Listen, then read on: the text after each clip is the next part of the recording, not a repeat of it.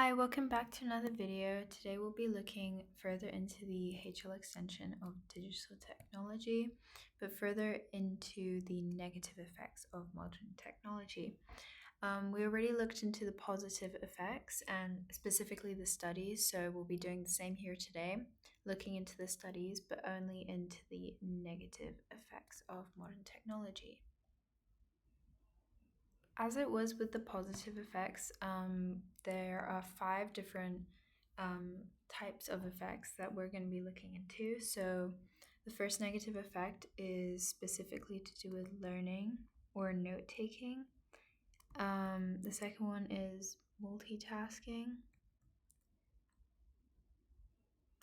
And then we're going to be looking into the physiological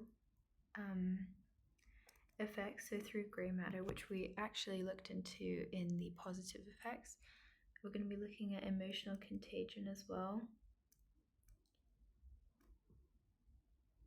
And additionally, social comparison.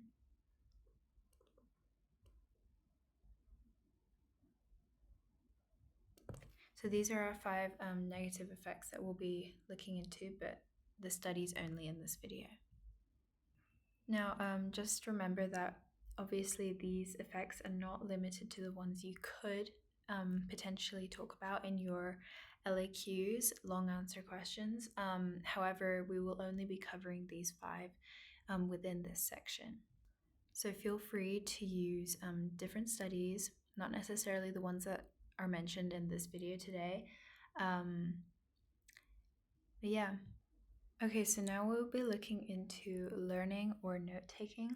So this study was done by Mueller and Oppenheimer. So as you can see, note-taking. They aim to investigate whether laptops or other devices hindered learning. So the participants were either given a laptop or a pen, and they were instructed to take notes on a series of 4 different lectures.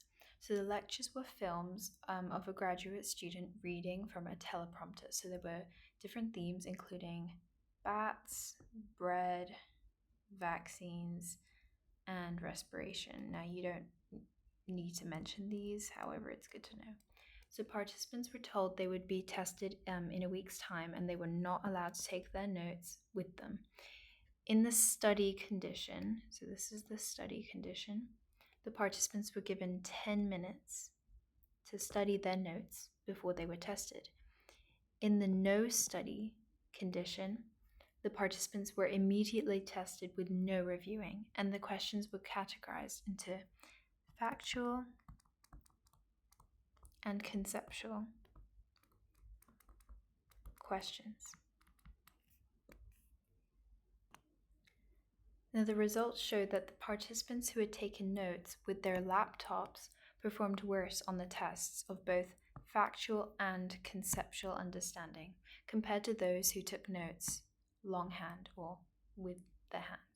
So in conclusion, hand note-taking, so this one here, led to deeper semantic processing during the encoding of memory. Now, if you've learned the SL content for the cognitive approach, you would have learned about semantic processing and encoding of memory.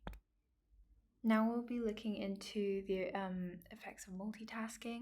So Rosen et al. Conducted an experiment to investigate the effects of the amount of multitasking and the response delay on attention and academic performance. So the students, they viewed a videotape lecture, and they were given a test to assess their understanding. So during the lecture, students received text messages that required a response. There were 3 groups, depending on the number of messages that were received. So it was small, medium, and large. So the results showed that the more text messages a student received, the worse they performed on the test. And this depended on the response delay. So students who chose to read and respond immediately did significantly worse than those who chose to do so later. So essentially, it was concluded that the metacognitive strategies are used when monitoring and regulating cognitive processes. So this includes delaying a response for a text message. Now we'll be looking into the physiological effects of digital technology. So Low and Kenai conducted a correlational study to investigate the physiological correlates of media multitasking.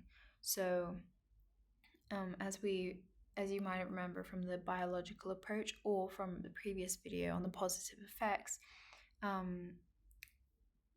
you can study the physiological effects using brain imaging techniques. So this includes MRIs, fMRIs, and there's more, but we'll be looking into specifically fMRIs. So the procedure includes the participants, they went through these fMRI scans of their brain and they filled out a self-report measure of media multitasking. So the results showed that there was a correlation between reported multitasking and gray matter density in the anterior cingulate cortex. So this is the ACC. Now you don't need to know where it is in the brain, its functions or anything.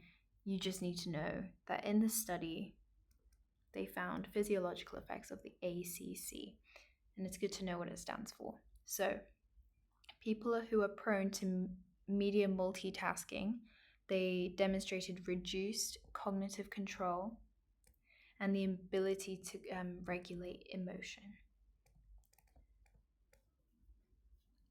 So it was concluded that low gray matter density within the ACC may be a physiological basis of being prone to induced media multitasking.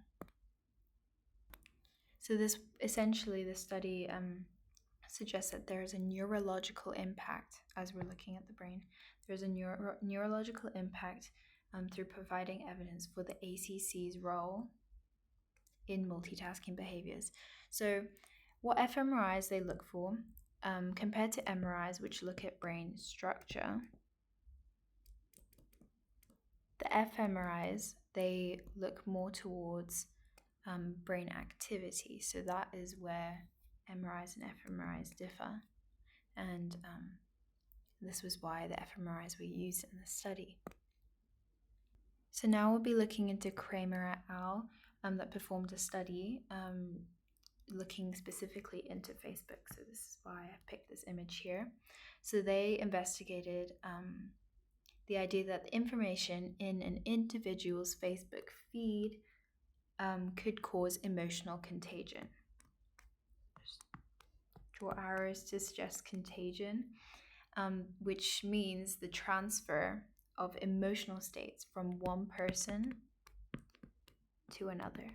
So essentially, if one person's sad, another person will be sad. If one person's happy, the other person will be happy too.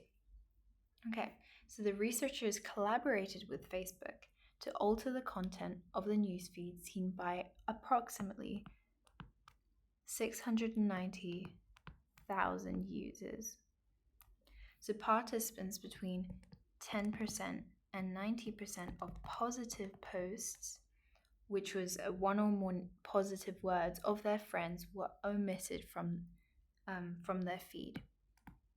And for other participants, 10% to 90% of negative posts were omitted as well. And a control group was assessed where a proportion of their feed was omitted at random. So it didn't really matter what the percentages were or what the posts were either. So the findings showed that when participants had the positive content of their newsfeed reduced, they were less likely to use positive language in their own posts. less likely because it was omitted. And when participants had negative content of the newsfeed reduced, surprise, surprise, they were less likely to use negative language in their own posts. So to conclude, the emotional content exposed through Facebook feeds affects our overall emotional state. And this study specifically looks at emotional contagion.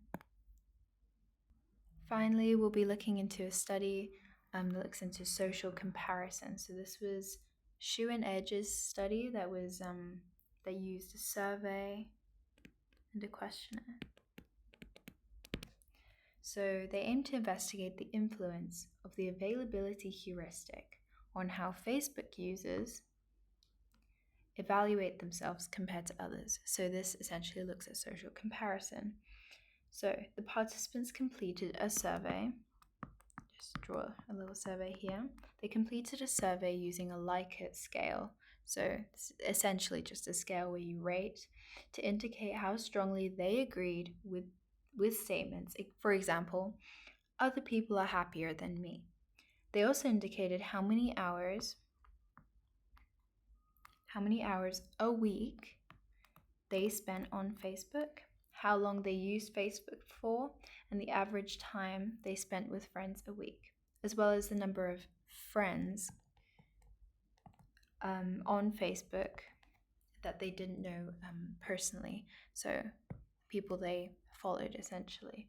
So the findings showed that the participants who spent the most hours a week were more likely to agree that other people are happier than me compared to those who spent more time with their friends in reality. So participants who reported a larger number of contacts, not personally known, so friends, were likely to agree that many of my friends have a better life than me, but did not feel that other people were happier. So what this study did is they essentially contrasted different statements and how the participants agreed with them. So in this study, the examples used were other people are happier than me and many of my friends have a better life than me, and just comparing how the different factors of social media can affect our social comparison. So to conclude, more time spent on Facebook means that examples of other people engaged in social activities that we see online are more available, and Facebook users are likely to compare their own lives to these examples. So we overestimate the extent to which the behavior of others, that not our own behaviors, reflects their disposition rather than their situation. So this as a whole demonstrates the psychological impact of how social media affects social comparison and self-perception, and that is really key in this study. So emotional recognition and the whole idea of emotion definitely comes into place in this study. So in this video, we've looked at these 5 studies, all looking into the negative effects. In a previous video, or if you haven't watched that yet, you should go check that out. And we've looked into the positive effects of digital technology as well. So now that we have these 10 studies, we are now able to answer these 3 questions that we could ask. So for example, how do the positive effects of digital technology affect emotion and cognition? Or same for negative effects, but for the cognitive processes. So there are various different questions we can get asked, specifically these 3, whether it's the negative effects or the positive effects of modern technology. And sometimes they can ask so in that case, we decide whether we want to talk about both negative and positive to show contrast, or we're just going to pick one. And that's okay too, but we'll look more into the structure of the LAQs in a different video. And yeah, I hope you enjoyed.